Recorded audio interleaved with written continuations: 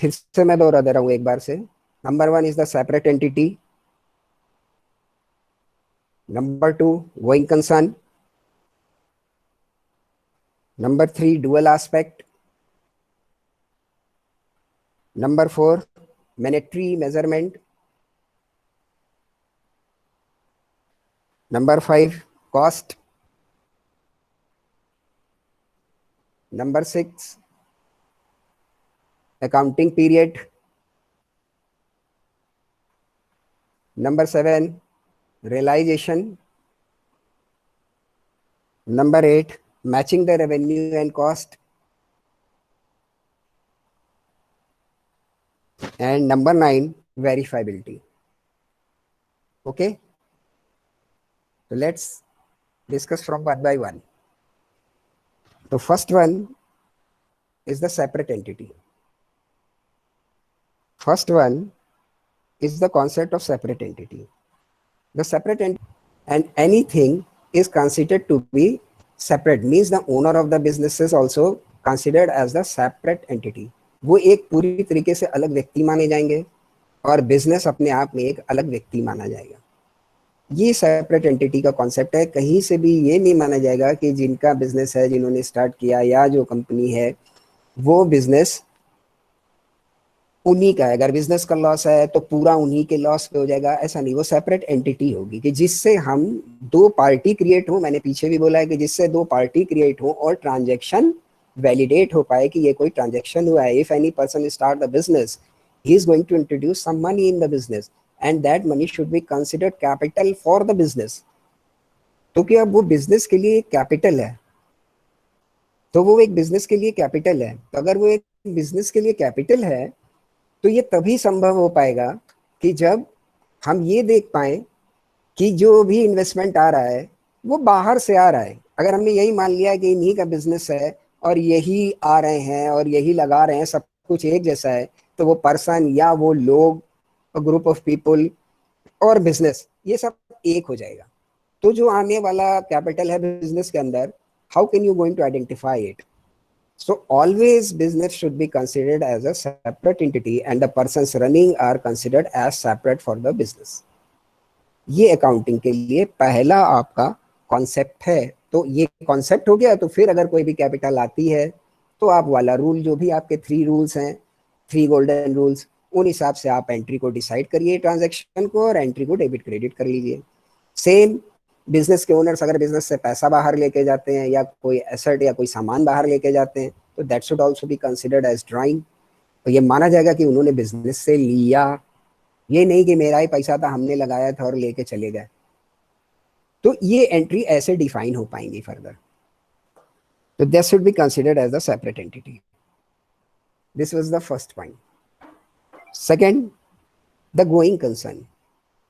Going concern means if you are running any business, so that should be in the mind it is going or run for the unforeseen period.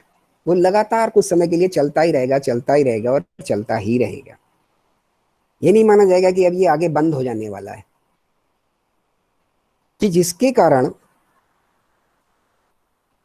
कि आप ये entry फिर इस तरीके से डालें कि यार ये जो है वो 3 महीने तक रहेगी और अभी सस्पिशियस है, आगे बिजनेस चल रहा है कि नहीं चल रहा है। तो ये आपके लिए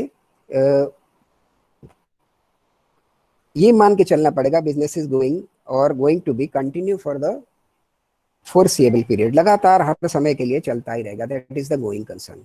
इसको जब हम दिमाग में रख के चलेंगे तो फिर ये डिसाइडिंग पॉइंट रहेगा in all cases when we are making any expense और recording any type of entry कि my business is not going to be end, वो अभी चल रहा है। अगर हम ये दिमाग में नहीं रख पाएंगे तो जो भी हमारा एक्चुअल बेसिस है वहां पे ध्यान दीजिएगा, तो हम इसी बात को तो नोट कर लेते हैं कि we are going to outstanding expenses means which is due and I have not paid and I am writing down और noting down it is at outstanding और means I am going to pay in further. You are just recording I am going to in future, which was of this period and I am not able to pay that. तो इसको हम आगे देने वाले हैं। तो अगर आप ऐसा रिकॉर्ड कर पाते हो तो ये तभी कर पाओगे कि जब आपके पास ये कॉन्सेप्ट होगा कि business is the going concern nature, considering a going concern nature. तो ये हमारा सेकेंड पॉइंट है कॉन्सेप्ट का। थर्ड, डुअल एस्पेक्ट, काफी इस पे आप लोगों को पता ही होगा। डुअल एस्पेक्ट मतलब every transaction have creates dual impact, वो डुअल इम्पैक्ट क्रिएट करे, ये होगा, कोई सिंगल ट्रांजेक्शन नहीं होगा, ठीक। Always it created dual aspect. अब आपने कुछ बेचा तो हमने हमारे यहाँ से कुछ बेच दिया, तो ये एक सिंगल एस्पेक्ट नहीं है, बिजनेस के हिसाब से बिक गया। आज का भी हर एक का डुअल एस्पेक्ट क्रिएट होगा कि बिका तो या तो कैश बिजनेस में आया, या कोई डेटर बिजनेस में आया जिसने बोला कि हम आपको पैसा आगे देंगे, आपने उसके नाम पर वो ट्रेड चढ़ा दी कि इनको मैंने ये सामान बेचा और उधार, तो डेटर एंट्री हो गई आपके यहाँ, ठीक। एनी टाइप ऑफ ट्रांजेक्शन उसका डुअल एस्पेक्ट होगा ऑलवेज, तो ऑलवेज इसका डुअल एस्पेक्ट होगा विद द केसेस। तो ये आपके लिए एक जनरल कॉन्सेप्ट है और चलेगा उसी रूल के हिसाब से।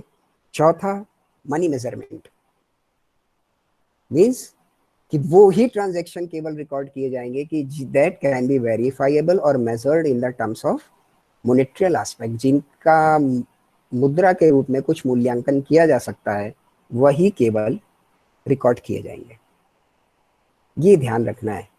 तो 4 पॉइंट अभी हम लोगों ने डिस्कस किए हैं, तो please take your time of 1 or 2 minutes, और अगर आपको कोई भी क्वेरी आ रही है तो प्लीज राइट डाउन, उसको लिख सकते हैं आप। इन चारों में 4 हम लोगों ने डिस्कस किए, separate entity, going concern, dual aspect and monetary measurement. इन पे कोई क्वेरी आ रही है, इन पर कोई भी आपके पास बात है जो आप शेयर करना चाह रहे हैं या पूछना चाह रहे हैं, तो please write down.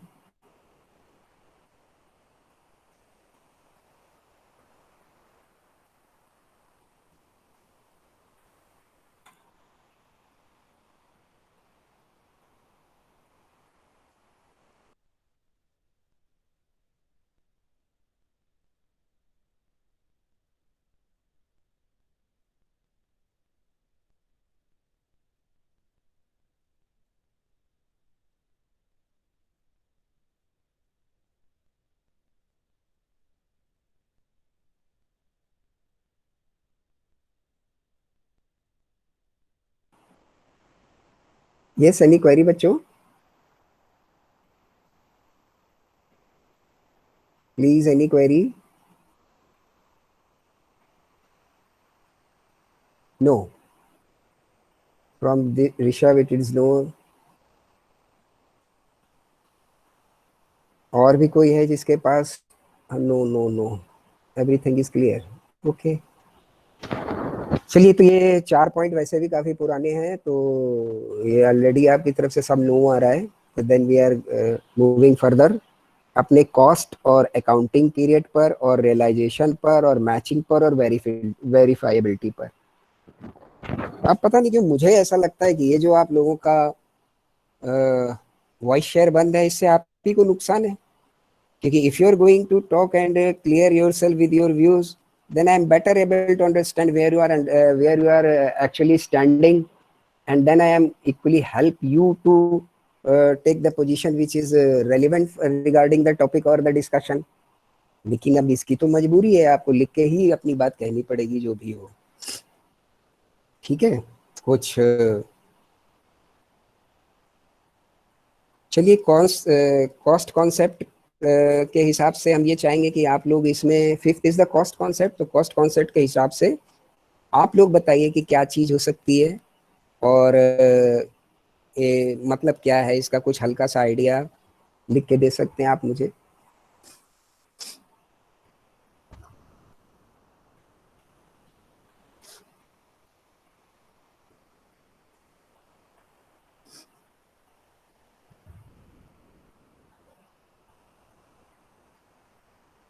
Yes, what do understand by the concept of cost? Money measurement भी काफी डिस्कस्ड होता है, सेपरेट एंटिटी भी काफी डिस्कस्ड होती है, तो इनका तो बेहतर आइडिया बना होता है। What about the cost?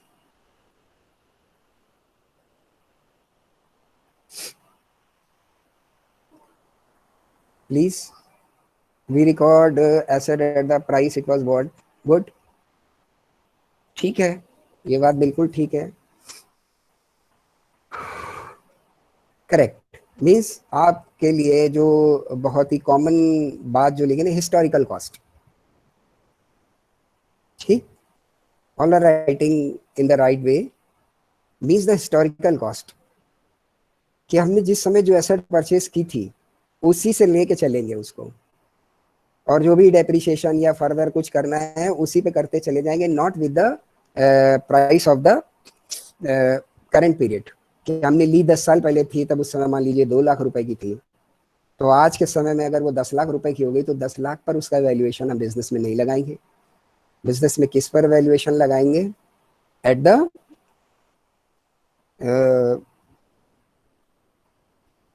किस समय लेंगे बिजनेस हिस्टोरिकल कॉस्ट, कि जिस समय से हमारी एंट्री हुई उस समय से लेंगे, और हमारा डेप्रिसिएशन वहीं से चलता चला जाएगा। That is the cost concept. Means originally जो बुक में रिकॉर्ड हुआ at the time of start वो चलता रहेगा। जब हम किसी एसेट को सेल डाउन करें तो जो प्रॉफिट या लॉस हो उसको रिकॉर्ड करेंगे in the year in which such asset is sold out. वहां पर जाके करंट ईयर के प्राइस का रेलिवेंस आ जाएगा in the case of the assets और द मशीनरी और द प्लांट और द प्रोजेक्ट। जो भी उसमें इन्वेस्टमेंट हुई या जितने की वो खरीदी गई वो उतने ही पर बुक में स्टैंड करेगी, तब तक कि जब तक उसको आप डिस्पोज ऑफ नहीं करते या वो एसेट बिजनेस से बाहर नहीं होती या खत्म नहीं हो जाती। डेप्रिसिएशन उसी रेट से लगता रहेगा। ये Sneha you have written down गलत है सब। What means, what you want to से?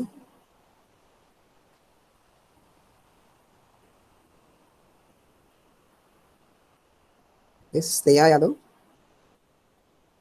बेटा आपने लिखा है गलत है सब, क्या मतलब इसका मैं समझ नहीं पा रहा हूँ।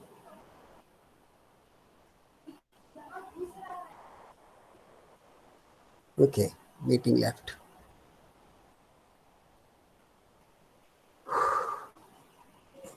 चलिए, तो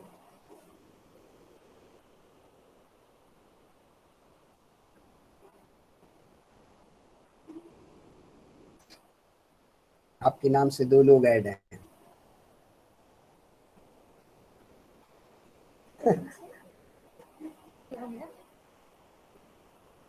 बच्चा बोल रहा है मेरे नाम से 2 लोग ऐड हैं। ये सारी चमत्कार इसी में इन लोगों को करने हैं। खैर ठीक है, कोई इशू नहीं है। जो भी कर रहे हैं आप लोग बहुत बढ़िया है, और महारत ही है, आप करते रहिए करते रहिए। तो फर्दर ये कॉस्ट के लिए एक तो ये जनरल बात है हिस्टोरिकल कॉस्ट जो आप लोगों को सबको पता है। अब अगली बात जो इसमें मैं जोड़ना चाह रहा हूँ, that is some rules are also defined in different type of assets or the stock, what cost should be the recorded, what cost should be recorded, कि जिससे ये पता चल सके कि कितने तरीके के जैसे अब आपको एक सिंपल सी बात है, जो स्टॉक है उसके लिए रूल बना हुआ है कि it should be recorded at the cost price or the, लिख लीजिए NRV. NRV means the net realisable value whichever is the lower,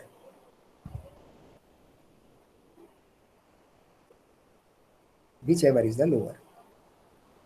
तो ये आपके लिए स्टॉक में एक रूल बना हुआ है for the purpose of recording the cost. Journal terms में आप हिस्टोरिकल कॉस्ट याद कर लीजिए for the purpose of assets, for the purpose of the plant and the purpose of the machinery. इस सब के लिए ये रूल चल रहा है। और जो आपका स्टॉक है बिजनेस का, that should be recorded at the cost price, यानी जितने का वो आपको पड़ रहा है, as well as the net realizable value. If you are going to realize such stock, what you are getting from in return as money, that is called NRV. तो जो नेट रियलाइजेबल वैल्यू आ रही है वो और cost, इन दोनों को match कराएंगे आप, and whichever is lower is recorded as cost. ये एक कॉस्ट स्टॉक के लिए आपका रूल है जो मानना पड़ता है। ठीक, तो कॉस्ट का कॉन्सेप्ट हल्का सा आपके साथ में डिस्कस हो गया. Now the concept of the accounting period. Okay, now the concept of the accounting period. तो concept of accounting period means कोई पीरियड आपको डिफाइन करना पड़ेगा.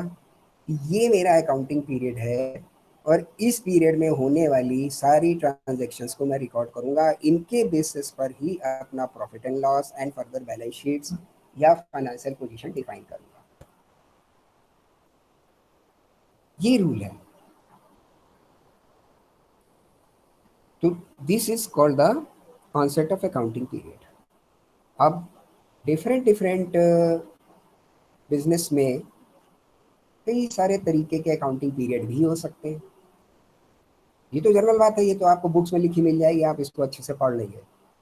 Accounting period means the period of the 1 year which is starting from 1 April to 31st March. इस तरीके की एक line आपको मिल जाएगी which is called a financial year and may be termed as accounting period for deciding the entire transaction और the money operation of a business for a year. इस तरीके की भाषा आपको बहुत अच्छी सी सब जगह किताबों में लिखी मिलेगी. No one thing which I want to add on in your knowledge is कि कई तरीके के बिजनेस अपने डिफरेंट अकाउंटिंग पीरियड रख सकते हैं as per their conventions, as per their systems और as per their traditional systems. जैसे किसी के यहाँ दिवाली से दिवाली रखा जाता है, कुछ बिजनेस ऐसे भी हैं वो दिवाली से दिवाली अपनी अकाउंटिंग करते हैं. तो ऐसे भी कई तरीके के हो सकते हैं. कई तरीके के हमारे यहाँ साल चलते हैं. अब किसी का कोई संवत चल रहा है, किसी का कोई संवत चल रहा है, तो कई बिजनेस ट्रेडिशन ऐसे हैं जो उन सालों के हिसाब से अपने अकाउंट रखते हैं. तो कैसे भी आप अपने अकाउंट रखें, but if you are the income tax payer और you are going to file the return of the GST और going to file the return of the income tax, then you have to prepare your account or adjust your account in the financial year mode. इस बात को आप अच्छे से लिख लीजिए और अपने आंसर में इसको कोट करके लिखिएगा, क्योंकि आपके लेवल पर ऐसा आंसर बच्चे जल्दी देते नहीं है. ठीक. Accounting period means a defined period of a 1 year in which any entity want to know his profit and loss or to create its financial statements for the various stakeholders. वो एक साल होता है जिसमें उन्हें अपना लाभ हानि ज्ञात करना है और बाकी फाइनेंशियल स्टेटमेंट बनाना है सारे लोगों के लिए. इसको बोलते हैं हम लोग अकाउंटिंग पीरियड. लेकिन जो मुख्य बात है जो आपको ध्यान रखनी है कि कई तरीके के बिजनेस इस तरीके के चलते हैं कि जिनमें वो अपने अपने हिसाब से साल रख सकते हैं, इस बात की उनको छूट है. ठीक. लेकिन अगर जब वो जीएसटी फाइल करने जाएंगे या जब इनकम टैक्स का रिटर्न फाइल करने जाएंगे तो भले अपने अकाउंट वो उस फॉर्मेट में रख रहे हो, लेकिन उन्हें कन्वर्ट करने पड़ेंगे और एडजस्टेबल करने पड़ेंगे in the financial year mode means April to March. ठीक. मीन्स उनका बेस तो उसका बना होगा अपना ट्रेडिशनल ईयर का, क्योंकि ट्रांजैक्शन तो उन्होंने उसी से किए हैं, उसमें से वहां तक की एंट्री वो उठाएं जो फाइनेंशियल ईयर में आ रही हैं और उस हिसाब से अपने रिटर्न्स को मॉडिफाई करें. जैसे जीएसटी के रिटर्न 3-3 महीने में जाते हैं और कोई बिजनेस कर रहा है तो उसे 3-3 महीने में ही वो रिटर्न देने हैं. मार्च से जून तक का देना है. तो अब अगर उनका साल किसी भी हिसाब से चल रहा हो तो मार्च से जून तक की एंट्री आपका आप उनको रिटर्न दीजिए. अगर आप इनकम टैक्स के दायरे में भी आ रहे हैं तो आपको फाइनेंशियल ईयर अप्रैल से मार्च तक के हिसाब से अपने अकाउंट को एडजस्ट कीजिए. भले किसी भी अकाउंटिंग पैटर्न से आप अपना अकाउंट रखिए, इसकी छूट मिलती है. चाहिए तो जनवरी से दिसंबर मोड में रखिए, चाहिए तो अपना हिंदी मोड में रखिए, जिसमें भी रखिए. But at the time of finalisation of accounts with the government officials या जहाँ जहाँ इस बात की बाध्यता है कि आपको फाइनेंशियल ईयर में लाना है तो आपको एडजस्ट करके लाना पड़ेगा. ये बात आप अपने उसमें ऐड कर सकते हैं बेहतर तरीके से. तो further we have discuss the concept of cost and concept of the accounting period. Now the concept of realisation. The concept of realisation, इसके लिए अगर आप लोग कुछ थोड़ा सा बताएं कि ये क्या चीज़ है तो फिर डिस्कस करने में आसानी होगी. Please take your time of 2 or 3 minutes. मुझे भी 1-2-3 मिनट का थोड़ा मौका मिल जाएगा. इसमें आप अच्छे से सोचें, देखें और मुझे बताएं कि ये कॉन्सेप्ट ऑफ रियलाइजेशन से क्या समझ आता है आपको.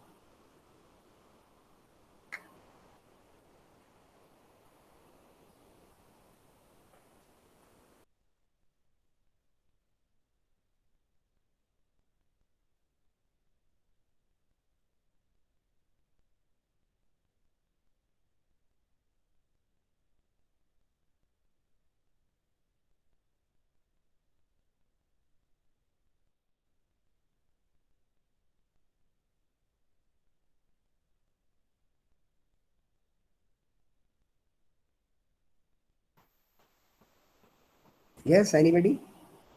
Realization concept?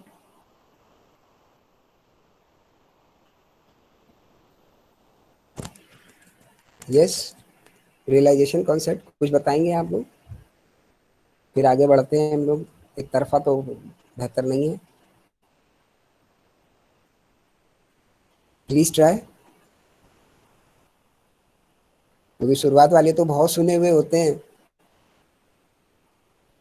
रियलाइजेशन कॉन्सेप्ट,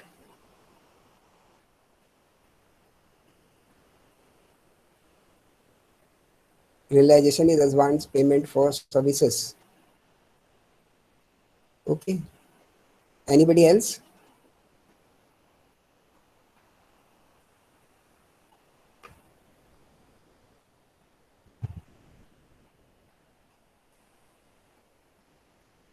देखो बेटा, we are talking about the accounting, और अकाउंटिंग की हम लोग आप लोगों के एक हिसाब से बोला जाए तो वेरी बिगिनर क्लास में है। भले आपको ये समझ आ रहा हो हम बीबीएम पहुंच गए हैं, बहुत कुछ कर सकते हैं, ग्रेजुएशन करने जा रहे हैं, लेकिन ये बिगिनर्स की क्लास है और एकदम शुरुआत से सारी बात हो रही है। तो अभी हम लोग इस टर्म में ना जाएं कि वो सर्विसेज है या वो क्या है। अभी सीधे सीधे कि आप रियलाइजेशन किसको मानेंगे, किस समय मानना चाहिए। यस, रेवेन्यू रिकॉग्निशन किस समय हो, means what is the meaning of realisation, कि कुछ भी आपके द्वारा दिया गया, whether it is the goods or services or anything else, तो उसके अगेंस्ट में आपको कुछ रेवेन्यू जनरेट होता है। तो वो रेवेन्यू जनरेट हमारा किस समय माना जाए, that is the realisation principle or realisation concept. क्योंकि इसकी टाइमिंग और इसका लेन देन जब बिल्कुल सही ढंग से तय हो जाएगा, then we are further able to record the things correctly, timely, तभी कर पाएंगे। ठीक, मीन्स जैसे प्रोडक्शन में किस समय हम रियलाइज करें, डिलीवरी में किस समय हम रियलाइज करें, या पेमेंट में किस समय रियलाइज करें, या रेवेन्यू को जनरेट होते समय किस समय रियलाइज करें, ये चार ही जगह पर तो रियलाइज करना है। अगर प्रोडक्शन के समय हमको रियलाइज करना है, मीन्स अब ये आपके लिए नई बात है, आपके लिए ये बातें बड़ी कॉमन है कि परचेज जिस समय कर रहे हैं उस समय यार रियलाइज होगा कि वो जो बेचने वाला है वो बता रहा है इतने का है, तो जिस डेट को मेरी परचेज हुई वो रियलाइजेशन डेट हो गई। जो अमाउंट उसने बताया कि इतने पीस इतने बाई इतने के, तो मल्टीप्लाई, और ये मेरा रेवेन्यू बन गया। और ये रेवेन्यू अगर मैं कैश दे रहा हूँ तो इस डेट पे कैश से रिकॉर्ड कर लेता हूँ, अगर ये मैं उधार ले रहा हूँ तो उधार से रिकॉर्ड कर लेता हूँ। सेम विद द सेल,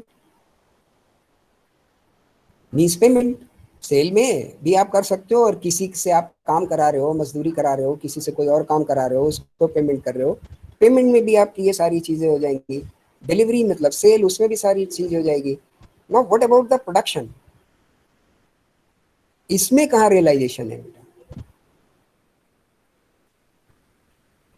अभी जब तक आप ये फील करें कि you are sitting at the seat in the business, तब ये चीजें बड़ी आसान आपको लगने लग जाएंगी। कुछ भी अकाउंट है नहीं, वही है जो आपके इर्द गिर्द सारा दुनिया में हो रहा है, बस समझ कितने बेहतर तरीके से आ जाए। बाकी हर बच्चा इतना समझदार है कि बड़ी आसानी से उसके एंट्रीज बना सकता है, बड़ी आसानी से उसके सारे काम कर सकता है। मीन्स प्रोडक्शन में रियलाइजेशंस का मीन्स हो गया कि eight different level what type of expenditures you are occurring to upgrade your raw material towards the final product। भाई आप अगर कोई चीज़ लेके आ गए, अगर आपकी प्रोडक्शन की कंपनी है और आपके पास कोई रॉ मटेरियल आया, तो रॉ मटेरियल तो सेलेबल नहीं है, you are going to make some augmentation in it, उसमें आपको कुछ प्रोसेसिंग करनी है, उसमें कई सारे अब आपको चेंजेस करने हैं, कई तरीके की चीज़ें मिलानी है, then it is going to be converted into the finished product, finished goods, which is going to be sellable and which is going to be main source for the revenue generation।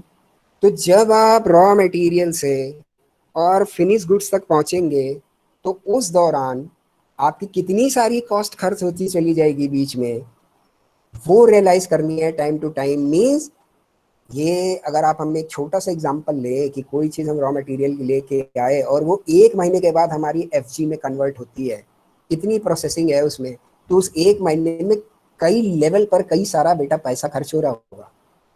कहीं labour को देना पड़ रहा होगा, कहीं बिजली चल रही होगी, कहीं मशीन चल रही होगी।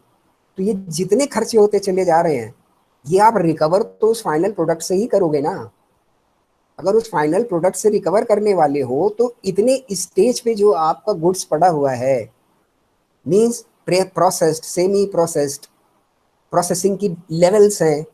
कोई प्रोसेसिंग की फर्स्ट लेवल पे है, कोई सेकंड लेवल पे है, कोई थर्ड लेवल पर है। तो हर एक ने कितनी कॉस्ट कंज्यूम कर ली at the level 1, at the level 2, at the level 3, from starting the raw material. तो उस लेवल पे पड़ा हुआ है वो। आपको समझ आ रहा है कि कैसे रियलाइज होना है in the case of the production. अब तो जब आप आगे फर्दर क्लासेस में प्रोडक्शन मैनेजमेंट या प्रोडक्शन की क्लासेस लेंगे तब ये बातें और बेहतर समझाई जाएंगी। अभी तो मैं केवल आपको एक ओवरव्यू देके बताना चाह रहा हूँ कि चीज़ें कैसे चलती हैं। ये इतनी केवल आसान नहीं होती कि हम गए और एक प्रोडक्ट को लिया और खरीद लिया। वो जिसने भी लिया था, मान लीजिए कोई एक अगर चिप्स भी बना रहा है तो उसके पास तो रॉ मटेरियल आलू है। अब उस आलू को भी चिप्स में प्रोसेस होने में it will takes time and it will consume some labour and some different type of ingredients. तो इन सब में भी तो पैसा खर्च होने वाला है, वो हर लेवल पर। यानी जो कच्चा आलू हमारा पड़ा हुआ है, उससे अगर उसमें एक प्रोसेसिंग के बाद हम कुछ और चेंजेस करते हैं तो उस पर कॉस्ट डिफरेंट हो जाएगी सेकेंड प्रोसेस मटेरियल पे। फिर उस पर अगर और हम उसको भून भून देते हैं तो कॉस्ट डिफरेंट हो जाएगी, क्योंकि हर लेवल पर लेबर अलग लगेगी, हर लेवल पर दूसरे कॉस्ट इनपुट्स होंगे। तो है तो ये मेरा ही स्टॉक ना, finally it is going to be the sale as a stock, लेकिन आज की डेट में हर लेवल पर उसकी कॉस्ट अलग अलग है। तो जिस जिस लेवल पर जो जो कॉस्ट इनकर हो रही है वो उस लेवल पर रियलाइज होनी चाहिए। This is the production realisation और the cost realisation of the production. समझ आ रहा है कुछ कुछ आपको? Same with the selling line. अब जब आप अपने यहाँ से लेकर के सामान को बेचने आगे बढ़ेंगे तो वहां भी यही होने वाला है,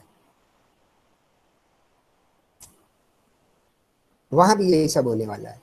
जिस जिस लेवल पर आपकी कॉस्ट इनकर करती चली जाए अप टू द सेलिंग, कोई सेल फोर्स होगी, कोई कुछ होगा, एडवर्टीजमेंट के खर्चे होंगे, फाइनली आपको रिकवर कहाँ से करने हैं? उसी फिनिश गुड की कॉस्ट में से तो ये अल्टीमेट रिकवरी है। तो हर लेवल पर हमें अपनी कॉस्ट को पता होना चाहिए और उसी लेवल पर उसको रियलाइज किया जाना चाहिए। This is the cost concept. Okay, now matching concept. कम से कम जितने कॉन्सेप्ट हैं अभी हमारे पास 5-7 मिनट हैं, जल्दी से थोड़े थोड़े डिस्कस्ड हो जाएं। Matching concept, yes, matching concept of the revenue and cost.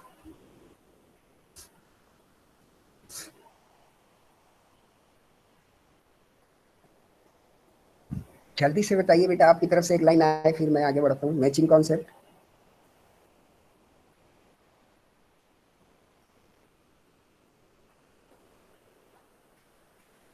Yes, anybody will try matching concept?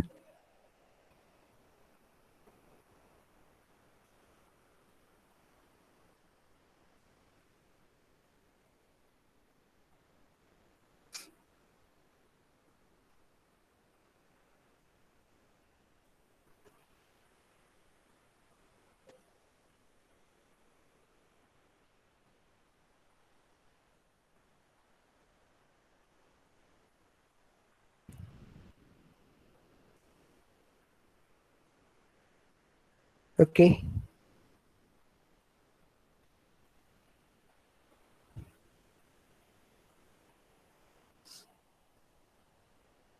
Okay, okay, yes. Revenue and expenses much be matched in the same period. आसान तरीके से समझने की कोशिश करेंगे तो जल्दी समझ आएगा और अच्छे से समझ आ जाएगा। ठीक, बिल्कुल आसान बात जो है वो यही है कि एक अकाउंटिंग पीरियड के कॉस्ट और रेवेन्यू आपस में मैच होने चाहिए। अगर वो मैच नहीं करते हैं तो फर्दर दूसरी बात आ जाएगी कि वो मिस स्टेटिंग है। तो अगर हम मिस स्टेटिंग पढ़ेंगे तो हम ज़्यादा कंफ्यूज हो जाएंगे बनस्पत इसके कि वो उस पीरियड के कॉस्ट और रेवेन्यू मैच करने चाहिए। ये इतनी सी बात है मैचिंग में बस, कि आपका जो रेवेन्यू जनरेट होगा बेटा वो फाइनली जनरेट कहाँ से होगा, कुछ जो आपको मिल रहा होगा, या केवल हम एक सिंपल एग्जांपल अगर बिजनेस के हिसाब से ले लें तो जब हमारा प्रोडक्ट सेल आउट होगा, तो सेल आउट होने में जितने भी लेवल पर हमने कॉस्ट को इंक्लूड किया या ऑब्जॉर्व करवाया अपनी प्रोडक्ट में वो, और जितना परसेंट हमने प्रॉफिट लगाया या जो डिस्काउंट अलाउ किया, ये सब मिला करके क्या फिगर बराबर हो रही है? अगर बराबर हो रही है तो हमारा मैचिंग कॉन्सेप्ट बिल्कुल सही है। मतलब पीछे जितना भी हमने रिकॉर्ड किया है या जो भी काम किया है वो सही है, ये मैच होना चाहिए। इसको बोलते हैं मैचिंग कॉन्सेप्ट। कि what ever revenue generated, net revenue, क्योंकि रेवेन्यू में भी कई तरीके की आप छूट दे सकते हैं कि ये डिस्काउंट ले जाओ, इतना खरीदोगे तो इतने के पैसे मिलेंगे, या ये वाला मेरा थोड़ा सस्ता है। कई सारी चीज़ें बिजनेस में इशू होते हैं कि ये थोड़ा ख़राब बन गया है, इसकी क्वालिटी अच्छी नहीं है। तो वो जो जो आपने किया है डिस्काउंट या कम पे बेचा है, तो वो आपको डिस्क्लोज करना पड़ेगा।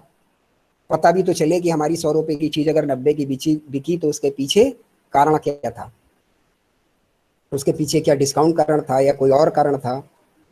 इसलिए वो हेड भी आपको डालने पड़ेंगे। साथ ही साथ जो कॉस्ट इनपुट्स आपके हुए कि रॉ मटेरियल पे क्या था, वर्क इन प्रोग्रेस पे क्या था, फर्दर किस किस लेवल पे क्या था, उनका सबका जब आपने इकट्ठा किया तो आपकी कॉस्ट निकल के आई। फिर अगर आपने कोई जो प्रॉफिट लगाया है वो कितने परसेंटेज लगाया है वो आप जोड़ लीजिए, और ये दोनों आपस में मैच करने चाहिए। This is called the matching concept. अब इस रेवेन्यूज में आपके एक्रूड रेवेन्यू भी हो सकते हैं कि जो एक्रू हो गए मिले नहीं, क्योंकि हम लोग तो एक्रूअल बेसिस पे काम कर रहे हैं। ठीक, प्रीपेड भी हो सकते हैं। तो ये जितने भी रेवेन्यू के नेचर और एक्सपेंडिचर के नेचर की चीज़ें हैं, ये प्रीपेड या एक्रू किसी भी नेचर की हो सकती हैं। ये अपने नेचर के हिसाब से that is going to be adjusted in the amount, वो उस हिसाब से एडजस्ट कर दी जाएंगी। ठीक, एक्रू है तो हम उसको जोड़ लेंगे। तो इस तरीके से अगर आप करते चले जाएंगे तो इसको बोलेंगे हम लोग matching concept. Very few minutes are remaining. तो लास्ट बात है एकदम जल्दी से, वेरीफाइबिलिटी, एविडेंस, इसकी बात और हो जाए।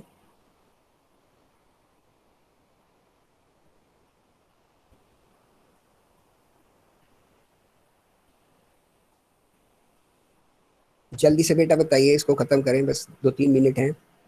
Concept of verifiability.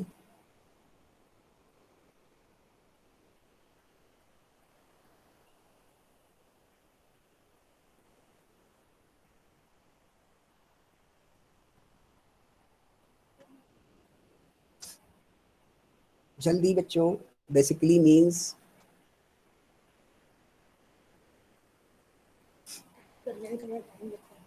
ओके। चलिए, इसको हल्का सा आपको याद होगा कि पिछली क्लासेस में जब हम लोग डिस्कस कर रहे थे तो मैंने बोला था एक चीज़ वाउचर होती है, एक चीज़ उसके पीछे का कुछ और होता है। तो ये जो भी आप अपनी जर्नल एंट्री डाल रहे हैं या कोई भी रेवेन्यू रिकॉर्ड कर रहे हैं या एक्सपेंडिचर रिकॉर्ड कर रहे हैं, उसको वेरीफाई आप करा पाएँ। मीन्स अगर आपने किसी को पेमेंट किया है तो उसकी रिसीट हो और वो रिसीट आपके साथ आपके वाउचर में अटैच हो, उस पर नंबर पड़ा हो। जर्नल का जब कभी आप एक फॉर्मेट देखेंगे तो उसमें एक कॉलम आपको वाउचर नंबर करके मिलेगा। लेजर में भी मिलता है voucher number and journal number, journal का page, ledger journal folio, JF.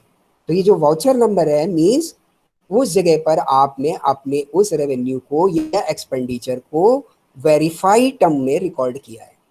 जैसे अगर आपने 10 लोगों को सैलरी बांटी है तो जिनको जिनको दी है उनको सैलरी की रिसीट या कोई दस्तखत कुछ आप लगाएंगे साथ में, और फिर सैलरी के 10 लोगों का आपने अमाउंट जोड़ा और एक एंट्री बना के डाल दी सैलरी।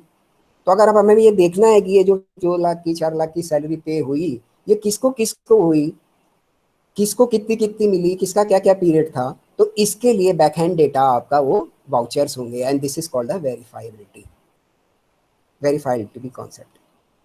ठीक, तो इसको बोलते हैं वेरीफाइबिलिटी कॉन्सेप्ट। क्लियर? कि every transaction must be verified with the evidence regarding it. तो एविडेंस यही होंगे आपके लिए कि जो आपने खर्चे किए हैं उसके आप रसीद लेके रखिए, और जो भी आपने पेमेंट किए हैं उसकी रसीद लेके रखिए, और जो रेवेन्यू जनरेट हुआ है उसका भी आपके पास प्रॉपर रिकॉर्ड हो। तो अगर ये सारी चीजें आप करते चले जा रहे हैं, means you are maintaining the evidence, और एविडेंस के कॉन्सेप्ट को आप फुलफिल कर रहे हो, मतलब ये करना ही पड़ेगा। At the time of audit कोई भी आपसे पूछ सकता है कि जरा ये मुझे बताइए। Okay, now it is the time. Very nice meeting with you, some very good experiences. चलिए, enjoy the 15-day vacation, और जितना डिस्कस हुआ है कोशिश कीजिए इस पर आप और आगे बढ़िए और आगे देखिए, तो फर्दर हम लोगों की जो डिस्कशंस या क्लास हो वो और हेल्दी मोड में हो। Thank you. बाकी जिनको जो मैंने बोला है, जिनको मेल दी है, वो ज़रूर मुझे भेज दें, ठीक, वरना आगे से उनकी एंट्री तो ज़रूर बैन हो जाएगी। Okay, thank you. Thank you sir.